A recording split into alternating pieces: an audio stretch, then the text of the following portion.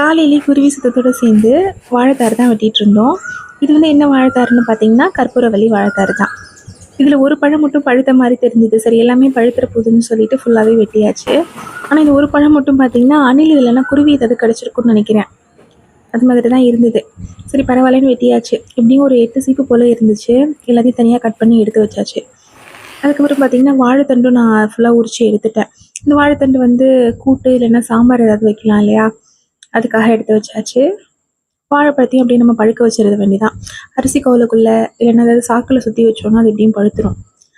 அதுக்கப்புறம் என்ன பண்ணியிருந்தேன்னு பார்த்தீங்கன்னா உளுந்து தான் முளைக்கட்டி வச்சுருந்தேன்.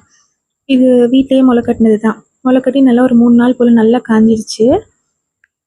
இது நம்ம வயலில் விளைஞ்ச உளுந்து தான்.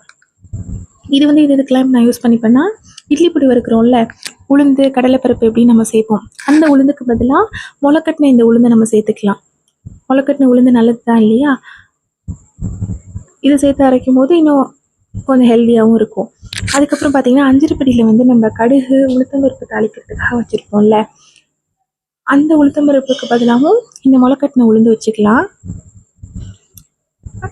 மீதி பார்த்திங்கன்னா வந்து ஒரு உளுந்து கஞ்சி தான் ரெடி பண்ண போகிறேன். இதுக்கு வந்து ஒரு 3 டம்ளர் போல் உளுந்து, அந்த முளைக்கட்டின உளுந்து எடுத்து நல்லா வறுத்துக்கிட்டு அதை ஆற வச்சுக்கணும். அதுக்கப்புறம் பார்த்திங்கன்னா கருப்பு கவுனி அரிசி, நீங்கள் புழுங்கல் அரிசி வேணும்னாலும் எடுத்துக்கலாம். அதையும் நல்லா வறுத்துட்டு இந்த மாதிரி வெடித்து வரும்.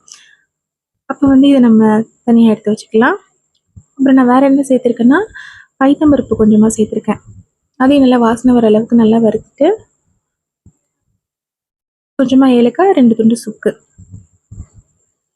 ஏலக்காவை மட்டும் லைட்டாக சூடு பண்ணி சேர்த்துக்கிட்டேன். அவ்வளோதான். எல்லாத்தையும் ஆற வச்சு மிஷினில் கொடுத்து அரைச்சிட வேண்டியது தான். இது வந்து இந்த இடுப்பு வலிக்கு எல்லாத்துக்குமே ரொம்ப நல்லது. அவ்வளோதான், எல்லாத்தையும் ஆற வச்சு அரைச்சிட வேண்டியதான். ஓகே ஃப்ரெண்ட்ஸ், தேங்க்ஸ் ஃபார் வாட்சிங். இந்த சேனல் பிடிச்சிருந்ததுன்னா மறக்காமல் சப்ஸ்கிரைப் பண்ணுங்கள். தேங்க்யூ.